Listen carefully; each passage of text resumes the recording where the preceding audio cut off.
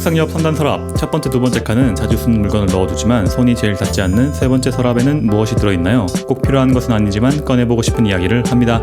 세 번째 서랍 한번 열어볼게요.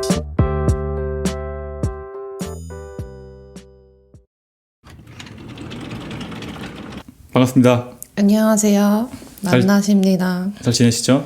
네, 아주 바쁘게. 어떻게 지냈어요? 이번 주 초에 한번 비 잠깐 왔었거든요. 월요일인가? 그리고 비 그치고 화요일, 수요일이 엄청 더웠어요. 기억나요 혹시?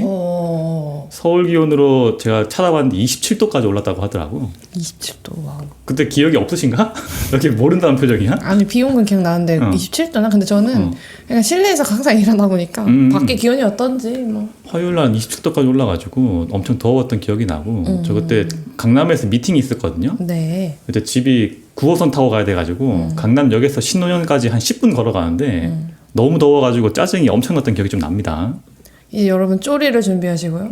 샌들을 준비해서 발에게 자유를 줍시다. 낱낱은 이제 여름에 맞춰서 준비하시고. 오, 여름에는 내가 막 안 했나? 했어요. 아, 했는데 또 시즌2로? 좋습니다. 1년 동안 뭐 쌓인 게 거의 2년이에요. 여름에 한 지가. 그거 많죠. 그동안 저는. 또 쌓인 게 많이 있을 것 같은데. 개인적으로 저도 지금 새로 배우는 걸 시작했어요. 채식 지도자 2급이라고. 제가 결국은 비건을 한 번 더 도전해보거든요. 중간에 시행착오가 많이 있었던 2년 걸로. 동안 사실 그 학원의 존재를 2년 동안 알고 있었는데 2년 동안 저기 한번 가야지 저기 가서 배워야지 생각만 하다가 드디어 저번 주 아니고 이번 주죠. 어제죠, 어제. 정신이 요즘 없으세요? 네, 어제입니다. 하루를 지금 3일처럼 살고 있어가지고 나는 솔직히 지금 며칠인지도 몰랐는데 오늘 날짜를 보니까 5월이더라고요. 지금 5월에 첫 녹음을 하고 있네요, 벌써. 그래서 어제 그 비건 학원에서 새로 이런 레시피들을 배워가지고 한번 그러면 여름의 맛은 시즌2는 비건 버전으로 한번 해보는 것도 좋을 것 같네요. 자꾸 고개에 돌리시면서 말씀하시면 마이크는 고정돼 있는데 알아서 하겠죠, 흔히. 어쨌든 안 그래도 5월이기도 하고 오늘 또 썬데이 모닝이에요. 또 그죠? 제가 일요일 이렇게 아침에 일찍 일어나 본 게 거의 기억이 없을 정도로 오랜만인 것 같은데 약간 그 미라클 모닝 같은 느낌도 좀 나고 일요일 아침에 되게 좀 근데 또 오늘 날씨가 화창하니까 그래서 미라클 모닝 기분이 듭니다. 그치. 오토바이 타고 오는데 되게 기분 좋더라고. 상쾌하고 쳐다보고. 네, 우중충했어 막 이러면서 낱낱 이러면서 우리 서로의 스케줄 덕분에 색다른 경험을 많이 하고 있다. 그런 생각을 좀 했습니다. 행복하게 지내고 있는 것 같으니까 또 열심히 녹음 한번 해보기로 하고. 네. 오늘은 뭐 할 거냐면 원래 그 지난 대선 특집에서 정치 특집에서 이어서 하려고 했었는데 기억이 안 나는데 그때 뭐 때문에 못 했었거든요. 그래서 그거 다음으로 좀 준비했던 현대 정치의 근본은 민주주의라고 하죠. 만나도 알겠지만 민주주의가 세상에 나온 지가 그렇게 오래되지 않았거든요. 보통 전에는 절대왕정 시대라고 하는데 왕들이 국가의 주인으로 군림하던 시대가 있었단 말이지. 근데 시민들이 국가의 주인으로 자리 잡기 시작했던 사건이 있어요. 혹시 뭐죠? 혹시 알고 있나요? 그 상업이 발달하면서 참정권인가? 그리고 보통은 크게 프랑스 대혁명이라고 뽑을 수 있거든요. 그래서 오늘의 주제는 프랑스 대혁명이 아니고 그것이 가능하게 했던 프랑스 대혁명이 가능했던 이유 중에 낱낱이 말했던 산업혁명 같은 것도 있을 수도 있고 큰 토대로 봤을 때는 첫 번째로 국민의 힘이 모였으니까 가능했겠죠. 그리고 두 번째로는 그 힘을 모은 국민들이 어떻게 보면 자신들의 행동을 정당화할 수 있는 사상적인 이론적인 토대가 있어야 돼요. 그 토대를 보통 사회계약론이라고 하는 책으로 꼽는데 이거 혹시 누가 썼는지 아나요 혹시? 알려주시죠. 사상의 아버지라고 부를 수 있는 왜 국가가 국민의 주인인지라고 얘기를 할 수 있는 장자크 루소라는 사람이 있어요. 루소. 많이 들어봤죠? 야스. 이 사람이 이걸 썼는데 오늘은 사회계약론이 아니고 장자크 루소와 그리고 인간 불평등 기원론에 대해서 한번 알아보려고 합니다. 루소 하면 혹시 떠오르는 게 뭐 있어? 듣기는 사실 학교 다니면서 안 들어볼 수가 없긴 한데. 그 수상화가 생각나. 부리부리한 눈에 이렇게 밑에 조금 처진 눈 처진 꼬불머리에. 그 되게 미남 형태로 전형적인 좀 코가 높고 그치. 서양인 형태로 생기신 되게 아름다운 분이 있는데 인간 불평등 기원론은 혹시 들어봤나요? 인간 불평등 기원론, 인불론. 보통 루소 하면 사회계약론을 많이 떠올리기 때문에 인불론은 들어볼 기회가 많이 없기도 하거든요. 근데 세상 모든 것에는 다 시작이 있고 이유가 있잖아. 루소도 사회계약론을 쓰게 된 데에는 나름의 시작이 있을 거라고. 루소가 사회계약론을 집필하기 전에는 보통 뭘 하면서 먹고 살았냐면 어렸을 때는 부모가 없어가지고 떠돌이 생활을 하다가 나중에 음악 같은 활동을 열심히 하면서 돈을 꽤 많이 벌어요. 음악가로 성공했단 말이지. 루소 하면 철학자로 많이 떠올리지만 당시에는 음악가로 되게 유명했거든. 1742년이 되면 그의 나이 30살인데 프랑스 파리에서 아카데미라고 하는 지금으로 치면 무슨 학회, 학술회 같은 게 있죠. 네. 유튜브 같은 거라고 봐도 무방하거든요. 사람들이 가장 많이 모여가지고 이야기하고 정보를 교환하고 자신의 생각을 어필하던 아카데미에서 자기 나름대로 악보를 이렇게 개편해보자라고 하는 논문을 발표해. 악보를 우리가 지금 오선지에 이렇게 그리잖아. 근데 숫자로 표기하는 어떤 방식 저도 이거 못 봤는데 뭐 그런 식으로 발표했다고 합니다. 이게 어떻게 됐을까요? 지금 우리가 뭐 안 쓰고 있는 거 보면 뭐 파급력이 없었다고 보면 되겠지. 근데 그런 활동을 하면서 구독자가 많이 생긴다고. 아카데미에서 루소라는 사람이 알려지게 되고 친구들도 많이 생기면서 그 일을 바탕으로 당시에 살롱이라고 하죠. 사람들이 모이는 사교의 장 같은 곳인데 뭐 지금으로 치면 뭐 인스타그램 같은 정도겠죠. 거기에서 사람들을 많이 만나면서 고위층 사람들과도 많이 친해지게 돼요. 그래서 음악 같은 것도 많이 듣고 고위층 관료들과도 많이 만나고 하면서 오페라를 직접 작곡해가지고 엄청난 인기를 끌거든요. 음악가로서 얼마나 유명했냐면 당시에 프랑스 왕이 루소를 직접 만나자고 부를 정도로 유명했단 말이지. 재능충이네 이 사람도. 좀 그런 느낌이 좀 있어요. 음악인으로서 명성과 돈을 벌게 되고 그와 동시에 뭘 하냐면 투고를 해요. 우리 원고 써가지고 어디 보내가지고 제 거 재밌으니까 한번 읽어보세요 하는 투고 활동이 있죠. 어릴 때부터 음악 같은 예술 활동이랑 이런 집필하는 작가 생활을 동시에 했고 그 집필 작가 활동에서 가장 역사적인 순간이 우리가 잘 아는 사회계약론 이후에는 에밀까지 이어지게 되는데 사회계약론이 나오기 전에 뭘 했냐면 당시에 아카데미 중에 디종 아카데미라는 곳에서 아카데미가 지식인들 모아놓고 자기 이론 발표하는 학술회니까 아카데미에서 공고를 내. 우리가 이런 주제로 연구를 하려고 하니까 관심 있는 사람들은 다 모이세요라고 해가지고 어떤 주제를 거냐면 인간 사이의 불평등의 기원은 무엇이며 그것은 자연법에 의해서 허용되는가라고 해서 논문을 써서 제출하라고 한단 말이지. 당시에 지식인들 사이에서 되게 흔하던 출세법 같은 것 중에 하나예요. 지금으로 치면 뭐 노벨상 받아가지고 유명해지는 것처럼 자신의 생각을 막 펼치게 되는데 여기에서 루소가 자신만의 생각을 인간 사이에서 불평등이 어디서부터 나왔는가를 정리한 게 오늘이 아니겠구나. 오늘은 아마 루소 하다가 끝날 것 같고 다다음 시간에 하게 될 인간 불평등 기원론이 됩니다. 이 인불론에서 루소가 사회계약론의 거의 실질적인 아이디어를 많이 얻게 돼요. 좀 오래 돌아왔는데 그래서 위에서 무슨 얘기 하다가 여기까지 왔냐면 사회계약론이 유명한데 사회계약론을 집필하게 된 이유이자 시초가 뭐냐면 루소의 그 시작이 오늘 하려고 하는 인간 불평등 기원론이 됩니다. 그래서 오늘은 인간 루소와 그의 생애에 대해서 한번 알아보고 다다음 주 시간에 루소 2탄으로 인불론 한번 해볼게요. 루소 한번 알아봅시다. 장 자크 루소 1712년부터 1778년까지 66세까지 살다 가신 할아버지거든요. 1712년 6월 28일 날 제네바에서 태어나요. 지금 스위스 사람이군요. 그렇죠. 스위스가 프랑스랑 또 붙어 있잖아요. 태어나자마자 어머니가 돌아가셔가지고 고모 손에서 자라게 되는데 생활은 주로 프랑스에서 했습니다. 프랑스 어권이라고 보면 되니까 작가이자 철학가이자 음악가라고 보면 되는데 당시에는 국경이라고 하는 개념이 빡빡하지가 않다 보니까 우리가 지금 서울에서 강남에서 서초까지 막 걸어서 왔다 갔다 하는 것처럼 그냥 프랑스 걷다가 프랑스고 스위스고 왔다 갔다 했단 말이야. 조상들이 프랑스 남부 출신인데 프랑스에서 종교적인 박해를 피해가지고 제네바로 오게 돼요. 그리고 식당이나 여인숙 같은 것들을 하면서 가족들이 꾸려 산다게 된다고. 그래서 실제로 루소 부모님들은 제네바 시민권까지 받았는데 루소가 죽기 전에 자서전을 쓰는데 자기 어릴 적 모습에 대해서 나는 어릴 적부터 되게 허약했고 어머니는 나를 낳느라 돌아가셨다라고 하면서 자기가 몸이 약하다는 걸 말하고 있어요. 그래서 어렸을 때 집 밖에 잘 안 나가고 집안에서 음악 같은 거 듣고 아버지랑 같이 책 읽고 하는 걸 즐겼다고 합니다. 1722년이 되면 그의 나이 10살에 아버지가 이웃 사람이랑 말다툼하다가 폭행 사건까지 돼가지고 도망을 쳐요.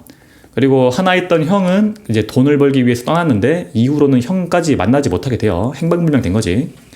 그래서 외삼촌 집에서 키워지게 되다가 나중에는 막 목사님 집도 떠돌아다니고 막 떠돌이 생활을 하게 되거든요.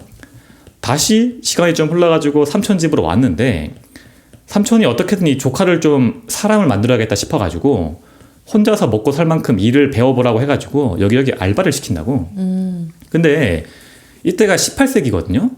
당시만 해도 어린이들에 대한 인권이라든지 생존권 같은 게 보장이 안 되던 시기야. 그치, 막 신문 이렇게 하고 막 어른들한테 막 두드려 맞기도 하고 막 그랬단 말이지. 빵꾸라고 막 이런. 막 배도 곪기도 하고 성장도 안 되고 해가지고 학대를 많이 받았다라고 스스로 기억을 하고 있어요. 1726년이 되면 14살에 사랑하는 아버지가 재혼을 하게 돼요. 근데 루소가 이것 때문에 충격을 왜 받았냐면 아버지가 자기는 절대 재혼하지 않겠다라고 루소에게 말을 했다고 하는데 이제 나중에 어떻게 됐는지 재혼을 하셨단 말이죠. 그래가지고 아버지랑 멀어지게 되고 충격을 받고 좀 방랑한 생활을 하게 되거든요. 그래서 1728년이 되면 산책을 나갔다가 당시에는 그 도시라는 게 성으로 둘러싸여 있잖아. 그래서 통금 같은 게 있단 말이죠. 시간이 늦어지면 성 안 밖으로 못 들어들게 문을 딱 막아버리는데 그 통금에 걸려가지고 성 안에 못 들어가게 돼요. 그래가지고 어차피 뭐 이렇게 된 거 그냥 떠나자라고 해가지고 유럽 전역을 떠돌아다니기 시작해요. 시대가 10살 정도밖에 안 됐을 텐데. 와, 이루소도 애지간한 또라이였네. 그러니까 평범하진 않은 것 같아. 생각 자체가. 이때가 16살이거든요. 중학생 나이에 이미 방랑을 시작을 한 거지. 아유, 이거 통금된 김에 세계 여행이나. 긍정적인 마인드로. 이때 그의 평생의 애인이자 후원자인 바랑 부인이라고 있어요. 바랑 부인을 만나가지고 이분이 귀족 부인이신데 한눈에 서로 반해가지고 후원자이자 연인이 되거든요. 근데 나이 차이가 좀 많이 나. 루소는 16세라고 했고 바랑 부인은 28세거든요. 한 띠동갑 차이가 나는데 이때는 이런 관계가 좀 흔했어요. 그러니까 정략 결혼 같은 거라고 해서 집안 대 집안으로 결혼을 하다 보니까 결혼만 해놓고 남편도 자기 마음대로 나가서 막 바람피고 여자도 바람피고 하는 게 흔했단 말이야. 그래서 이 바랑 부인이 젊은 루소랑 이제 애인 관계이자 후원자 관계가 되면서 루소한테는 거의 정신적인 지주이자 어머니 같은 역할을 해줍니다. 이 바랑 부인 밑에서 이제 비서일 같은 것들을 하면서 언어를 조금씩 배우게 되는데 여기에서도 좀 천재적인 면모가 나오는 게 원래는 프랑스어권이라고 했죠. 근데 라틴어랑 이탈리아어를 통달하게 돼요. 그러면 이미 머리가 좋은 사람인 거지. 시간이 좀 흘러가지고 1734년이 되면 그의 나이 22살에 작곡법 공부도 합니다. 여러 분야에 관심을 끼우게 되는 거지. 언어도 공부하고 음악도 배우고 하면서 이때 유럽에서 18세기인데 절대 빼놓을 수 없는 한 인물이 있어요. 혹시 아나요? 볼테르? 기억을 하고 있네. 모를 줄 알고 물어봤는데 18세기 유럽에서 절대 빼놓을 수 없는 당시에 천재들이 범람하던 시기였는데 그 천재들 사이에서도 당연 탑 오브 탑 가장 인기 있던 지식인들의 아이돌이었던 볼테르의 팬이 돼가지고 기억해서 아쉽냐? 아니 저번에 애덤 스미스 할 때는 기억을 못했던 게 기억나가지고 이번에는 기억하고 있네. 볼테르의 모든 책을 다 읽게 됩니다. 1737년이 되면 과학에도 관심을 가져가지고 이것저것 실험을 하다가 폭발 사고를 일으켜요. 그래서 눈이 거의 실명 위기까지 가거든. 이때 이후에 잘 치유가 돼가지고 완치가 되긴 하는데 당시에는 되게 심각해가지고 스스로 유언장까지 썼다고 합니다. 자기가 죽을 줄 알고. 1738년이 되면 자기가 사랑하던 바랑 부인이 새 애인이 생겨요. 그래서 서로 관계가 좀 멀어질 뻔하거든요. 그럼 누가 문제일까요? 얘가 문제죠. 루소가 문제죠. 바랑 부인은 뭐 돈 많은 귀족 부인인데 이때 루소가 서아이가 멀어지려고 하다가 바랑 부인이 잘 좀 케어를 해가지고 서로 이제 후원자 관계로 계속 가게 돼요. 당시에는 이 바랑 부인 같은 사람들이 바랑 부인 남편도 마찬가지였을 테고 애인들이 되게 많았던 것 같아. 그냥 이렇게 돈도 많고 하니까 그런 관계에서 후원자 관계로 애매한 지원 관계가 이어지게 되고 1740년이 되면 그의 나이 28세에 리옹 대법관 아들의 가정교사로 취직하는 거예요. 정식으로 취업을 한 거죠. 이것 또한 당시에 유럽에서 되게 흔하던 풍경인데 우리 왜 서울대 나온 학생이 고등학생들 가외 하듯이 공부 잘하니까 이렇게 고위직 들어가가지고 가외 활동을 하는 거야. 이후에는 이제 자기가 수입이 생기다 보니까 작품 활동도 하고 자신의 뭐 오페라 대본 같은 것도 쓰면서 자기 자신을 좀 시험하게 되는 거지. 1742년이 되면 30살에 위에서 나왔던 악보를 숫자로 표현하는 관련된 논문을 발표를 하면서 큰 반응은 못 얻긴 했지만 그의 인생에서 이제 사회로 데뷔하는 계기가 됩니다. 1743년이 되면 베네치아 대사의 비서로 일하게 돼요.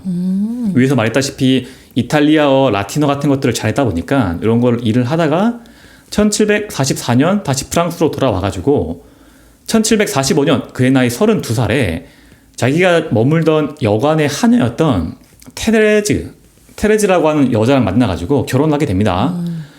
이후에 5명의 자녀를 낳는데 신기하게 루소한테 공식적으로 자녀가 없거든요. 이 5명의 자녀들은 어떻게 됐을까요? 역병으로 죽었나? 죽었는지 안 죽었는지도 모를 만큼 고아원에 갖다 버려버려요. 근데 이게 나중에 루소가 당연히 유명해지다 보니까 공격하는 적들이 많이 생길 거 아니야.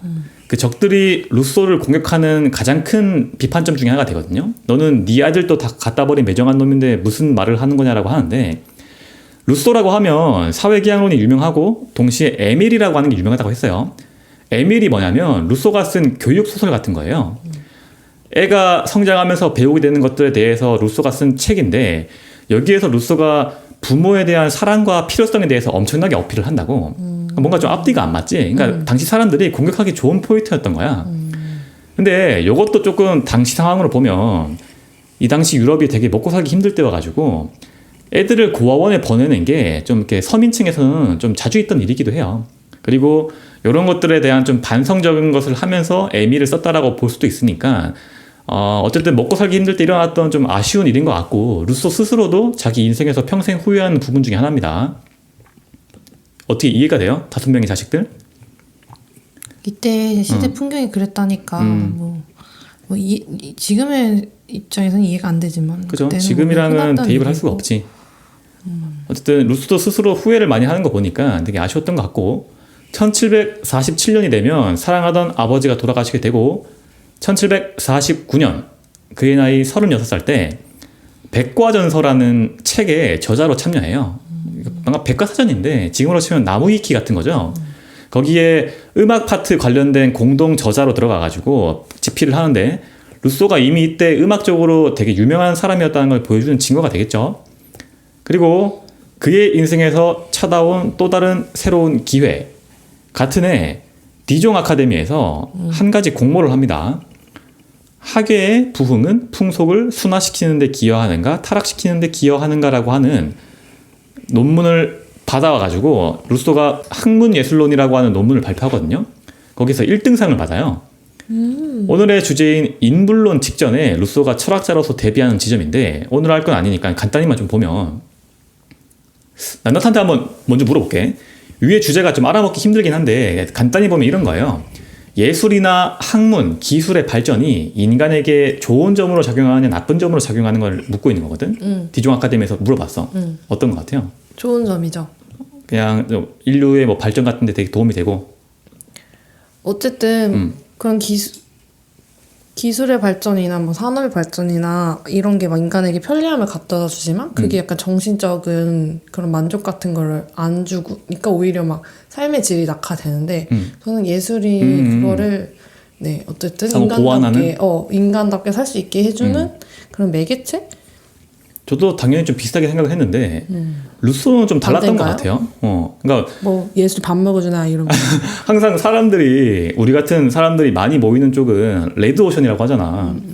그러니까 이미 루소는 좀 다른 생각을 하고 싶었던 건지 아니면 원래 그렇게 했던 건지 모르겠는데, 성공하는 사람들을 대부분 보면 좀 그런 측면이 있긴 하지만 일반적인 생각이랑 좀 다른 생각을 많이 하는 것 같아. 루소가 무슨 말을 하냐면, 이게 사실 당시에도 책으로 못 나오다가 이후에 책으로 나오게 되는데, 어떤 말을 하냐면 문명이나 이런 것들의 진보는 부패의 동의어라고 말을 하거든요. 문화가 인간을 타락시킨다라고 봐요. 원래의 상태, 자연 상태로 돌아가야 된다라고 얘기를 하는데 예술이나 과학에 되게 부정적인 입장을 말한다고. 뭐라고 하냐면 도덕조차도 인간의 자만심에서 태어났기 때문에 과학과 예술은 우리의 악덕에서 유래한다. 악의 근원은 불평등이고 불평등은 부에서부터 나왔기 때문에 예술은 사치에서부터 생겨나고 학문은 무의에서 생겨난다. 즉 예술이든 학문이든 우리가 생각하는 것처럼 인간의 발전으로부터 나오게 되는 건데, 그 인간의 발전은 인간의 부에서부터 나오게 되고 우리 뭐 축적이라든지 잉여 이런 걸 말을 하죠. 거기서부터 나오게 되고 그 시작은 불평등이기 때문에 즉 악덕이라고 보는 거예요. 우리의 생각과는 좀 다르죠. 맞고 틀린 거는 사실 뭐 답은 없는 문제긴 한데 루소만의 되게 특이한 시점이에요. 어떻게 생각해요? 또 들으니까 그런 관점에서 보면 맞는 말이었는데 왜 아니면 그러니까 약간 이 사람은 진짜 와닥부터 시작한 사람이라는 게 많이 느껴지네요. 자신의 어릴 적 경험 같은 게 좀 쌓여 있는 건가? 그지? 힘들게 살았고 그런 걸 많이 봤는데 일단 자기는 재능이랑 오페라를 막 만들고 막 그런 귀족들이 막 환영해주고 막 그랬을 거 아니야. 거기서 약간 괴리를 느끼지 않았을까? 그때도 자기가 오페라를 발표해도 길거리에 막 그런 빵 달라고 하는 사람들이 많았을 거 아니야. 그리고 자신의 불과 몇 년 전 모습이었을 수도 있고 그 모습이 그런 고위층과 친해지면서 괴리감 그런 거 좀 약간 그런 상상이 되네요. 여기서부터 위에서 아까 불평등이라는 말이 나왔잖아. 여기부터 시작을 해가지고 인불론 그 다음에 사회 계약론까지 계속 커지게 되는 거거든. 이게 뭐냐면 사람들한테 당시에 많이 비판을 받았어요.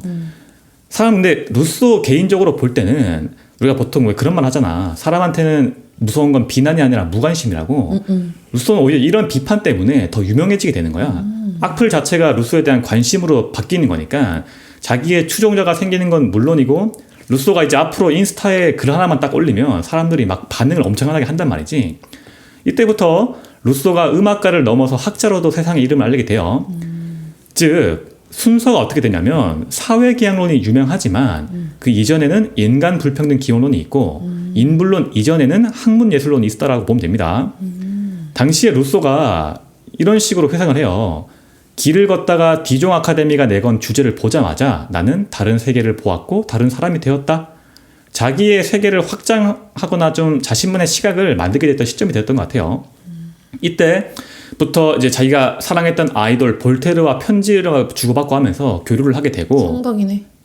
근데 안 좋은 관계로 발전하게 됩니다. 나중에. 성덕이긴 한데 나중에는 이제 적이 되는 거죠. 1755년이 되면 그의 나이 42살에 오늘의 주제인 인간 불평등 기원론을 발표하는데 당시에 공모가 어떤 식으로 나왔냐면 이렇게 나와요. 디종 아카데미에서 다음 문제를 가장 잘 해결한 자에게 상장과 상금이 수여됩니다. 언어는 프랑스어든 라틴어든 상관없고 대신 읽는데 45분 내외의 분량이어야 합니다. 논문 발송비는 본인 부담, 책불로 보내지 마라 이거죠. 주제는 인간 불평등의 기원은 무엇인가에 대한 것이며 접수는 4월 1일까지 받습니다. 라는 공고를 보자마자 루소가 학문예술론에 대한 생각을 발전시켜가지고 인간 불평등 기원을 투고하거든요. 이때는 상을 못 받아요. 학문예술론은 1등 했다고 했잖아. 요거는 상을 왜 못 받았냐면 내용 자체가 되게 센세이션하긴 한데 너무 급진적이다 보니까 당시의 권력 구조라든지 이런 것들을 비판을 많이 하거든요. 그래서 좀 쉽게 말하면 까이는 거지 국가적으로. 당연히 여러 사람들한테 공격도 받게 되고 비판을 많이 받는데 당시에 퍼져있던 신에 대한 믿음이라거나 아니면 인간 이성에 대한 비판까지도 나오게 돼요. 볼테르와 여기서부터 전면적으로 싸우기 시작을 하는데 볼테르는 이걸 읽자마자 어떤 식으로 말을 하냐면 인류에 반하는 그대의 책을 잘 봤습니다라고 하면서 비꼬아요. 왜 그랬을까요, 볼테르가? 어쨌든 이 사람은 친귀족? 친귀족은 아니고 핵인싸였잖아 약간. 인싸인데 어떤 왕정에 대한 반대에 있는 좀 반골의 이미지 귀족인 거지. 그리고 제가 볼테르 했을 때 사실 시간이 너무 오래 지나가지고 기억하기 힘들겠지만 볼테르는 인간의 이성을 믿고 발전시키고 싶어하는 인물이었어요.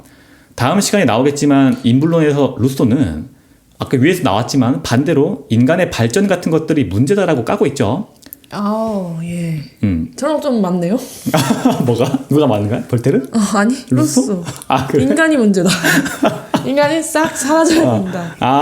저것도 나도 언제 한번 디종 아카데미에 논문 한번 내보세요. 너무 오래돼가지고 기억이 잘 안 나긴 할 텐데 볼테르랑 볼테르의 소설 캉디드를 할 때 네, 캉디드요. 네. 어떤 것도 있었냐면 리스본 대지진이라고 하는 사건이 잠깐 나왔어요. 그게 실제로 발생해가지고 수많은 사람들이 죽어나갈 때 볼테르가 어떤 식으로 반응을 했냐면 당시 종교인들에 대한 비판을 한단 말이지. 실제로 피해 입은 자들에게 도움이 되지 않고 그들을 착취하려고 하는 현실을 보면서 이 장면이 실제로 캉디드에 나왔었는데 사람들을 불러 모아놓고 신을 모신다라는 사람이 여러분들이 신들을 화나게 했기 때문에 이런 것들이 발생한 겁니다. 여러분들의 죄입니다. 여러분들이 죽어가는 것은 여러분들의 잘못이에요 라고 하면서 이런 것들을 막 강조를 하면서 사람들을 착취한단 말이지. 볼테르는 그걸 되게 비판을 했거든요. 그때. 동시에 그런 안 좋은 모습을 인간이 발전한 이성이나 도덕심 같은 것들로 잘 수습을 하자라고 하는 인간 사회에 대한 지지를 볼테르는 보내게 돼요. 근데 루소가 볼 때는 그런 게 아니고 이러한 자연재해에 사람들의 피해를 입는 이유가 뭐냐? 인간들이 쓸데없이 모여서 집단을 이루니까 다 피해 입는 거 아니야. 자연스럽게 자연 상태에서 흩어져 살았으면 그런 거 없었을 텐데 왜 모여서 사냐라고 하면서 뭐라고 하는 거지. 여기서부터 볼테르와 루소의 수많은 썰전이 시작되게 돼요. 당시에 아이돌이었던 볼테르와 떠오르는 신인 루소의 대립 같은 거지.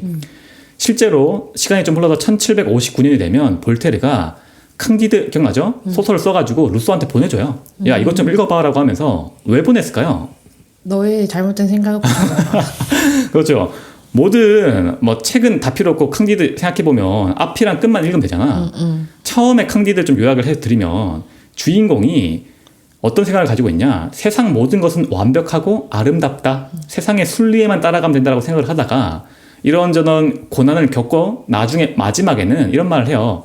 우리는 우리의 밭을 가꾸어야 합니다라고 하면서 책이 끝난다고. 즉 스스로 개척하고 깨닫고 발전하는 삶을 위해 가지고 이 칸디드를 썼던 건데 이런 것들에 대해서 루소한테 주면서 너 다시 한번 생각해봐 라고 하면 주는 거지.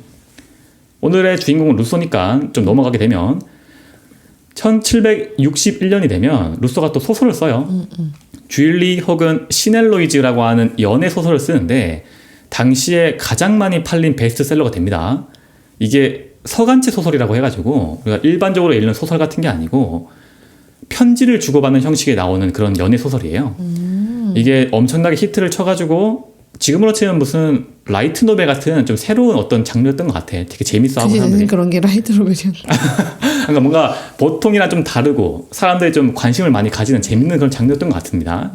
이게 18세기의 책 중에 가장 많이 팔렸던 책이라고 하는 기록이 남아있을 정도로 성공하게 돼요. 1762년이 되면 그의 나이 49살, 드디어 사회계약론과 에밀을 출판하게 됩니다.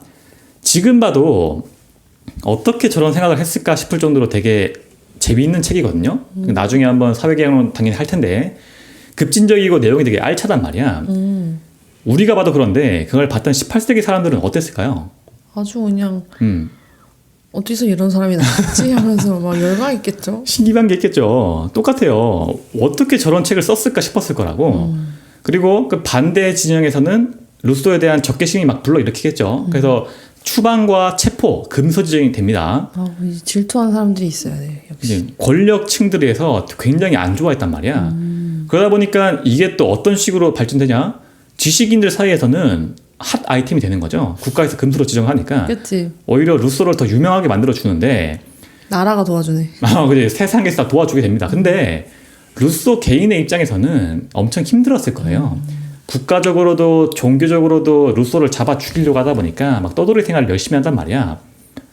그래서 같은 해 또 특히나 자기가 사랑했던 바란 부인이 사망을 하면서 아이고. 육체적으로 심리적으로 되게 스트레스를 많이 받게 되거든요. 그게 너무 심해져가지고 루소 결석증이 원래 있었는데 그게 더 심해져가지고 이때도 루소가 유언장까지 쓰고 난리가 아닙니다. 자기가 죽을 거라고 느꼈나 봐. 그래가지고 안 되겠어가지고 1766년이 되면 영국으로 도피를 가요.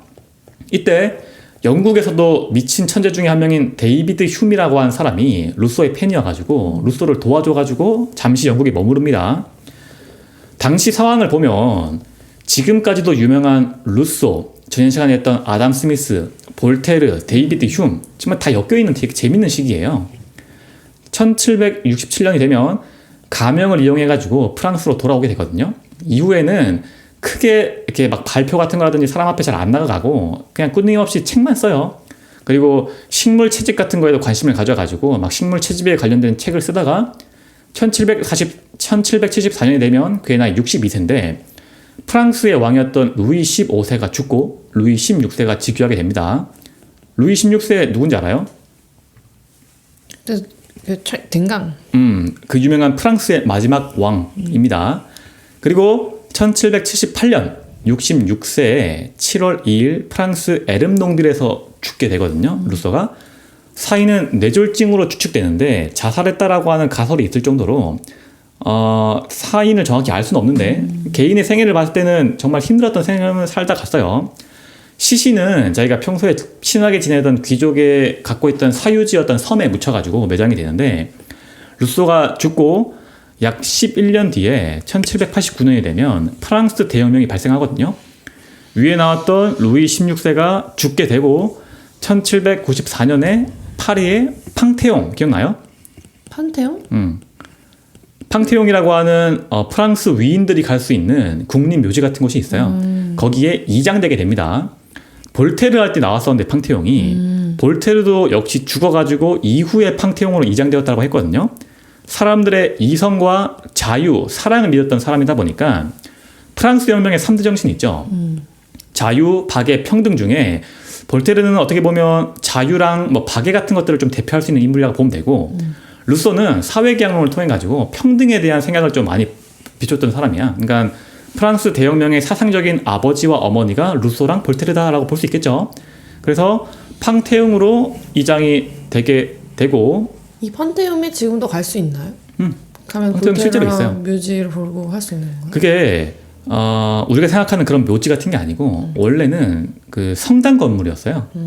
성당 건물을 이제 프랑스 대혁명이 성공적으로 끝나면서 이제 이거를 국립 묘지 같은 걸로 만들어 가지고 가보면 땅 파가지고 매립하는 그런 묘지 같은 게 아니라 교회 건물 안에 약간 수납하듯이 석관 같은 느낌으로 이렇게 벽에 이렇게 보관을 한다고. 그러니까 되게 우리가 생각하는 묘지랑은 좀 다르겠죠. 근데 어쨌든 가볼 수 있고 팡테옹에.